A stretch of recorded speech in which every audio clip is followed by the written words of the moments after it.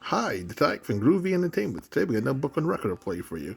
Today's book is Marvin Nighttime Adventure from 1984. So let's get started.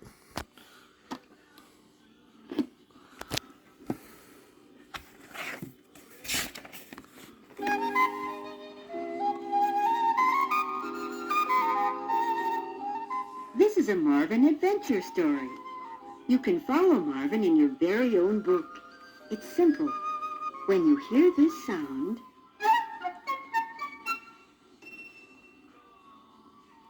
it means that Marvin is going to the next page. Turn the page and follow him. And now, it's time to begin our adventure.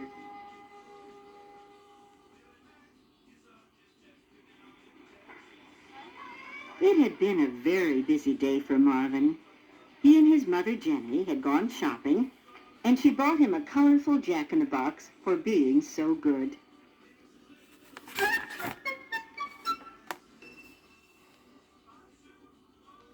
After dinner, Marvin and his father Jeff spent a fun-filled evening playing with the new toy. When it was bedtime, Jeff placed the jack-in-the-box on the dresser where Marvin could see it from his crib. Jack is going to sleep now, too, he said, tucking the cheerful clown into its box. Jenny leaned down to kiss Marvin. "Sweet dreams," she whispered, and they turned out the light and quietly shut the door.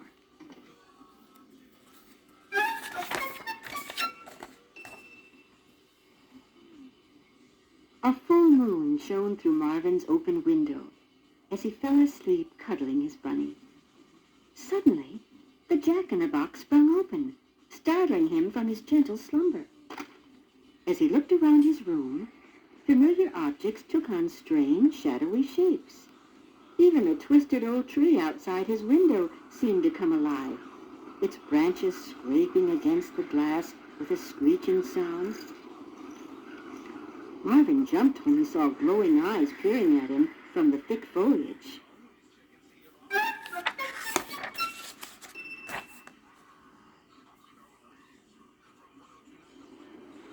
Just then, a gust of wind lifted the curtains and blew the sheer fabric over his crib.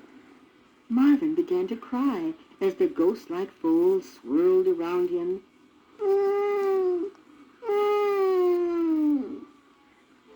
His parents were at his side in moments, and Jenny reached into the crib to comfort him. "His temperature is normal, and he's not teething," she said. "I wonder what's the matter."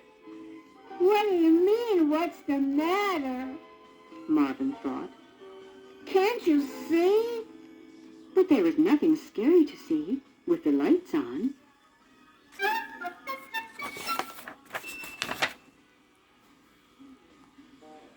When they had quieted Marvin, Jenny and Jeff turned out the light and started to leave. But just as they were about to close the door, they heard a small whimpering sound and turned to see Marvin pointing wide-eyed at the opposite wall.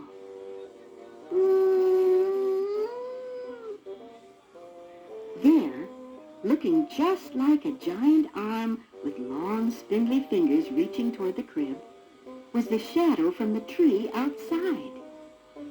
Jenny and Jeff understood. Marvin was afraid of the dark. They knew what to do.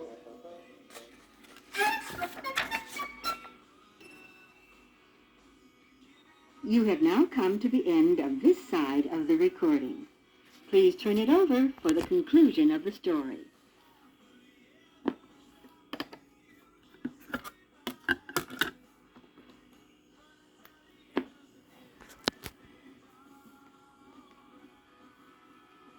Jeff turned on the light and began making animal shadows on the wall with his fingers. Marvin giggled with delight as he recognized the shape of a rabbit. You see, Said Jeff. the shadow looks like your little bunny, but really it isn't. The same is true of the shadow you saw on the wall before. Jeff lifted Marvin from his crib and carried him to the window. It was just the shadow from this old tree. And look, There's a family of friendly owls living in it, too. Marvin smiled as he realized that it was the owl's eyes he'd seen glowing in the dark.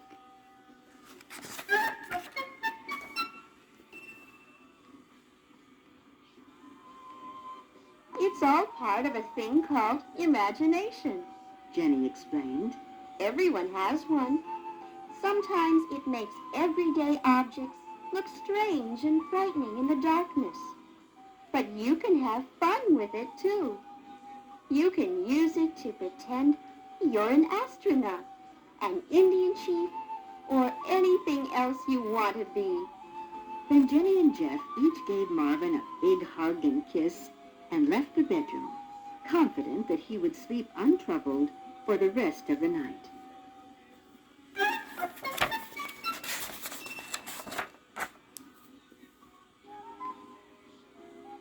Marvin gave his faithful bunny a comforting hug.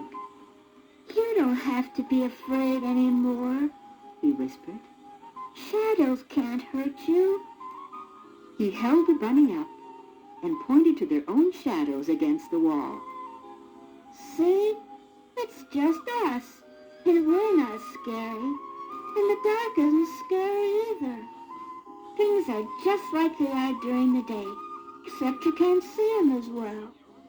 As they snuggled down into the blankets, one of the little owls flew into the room and perched on the edge of the crib. He blinked wisely as Marvin murmured into the bunny's ear. I can hardly wait for tomorrow, so we can play with our imaginations in the daytime. It'll be like having a new toy.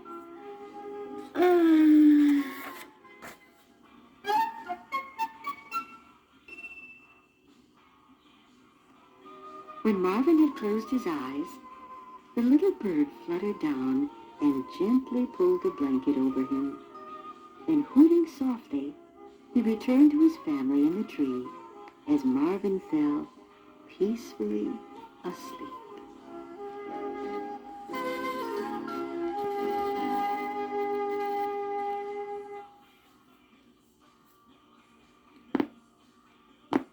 So that was Marvin, Nighttime Adventure for 1984. So if you like, subscribe, share, and comment, and have a good day. The next book will be Perfectly Poochie.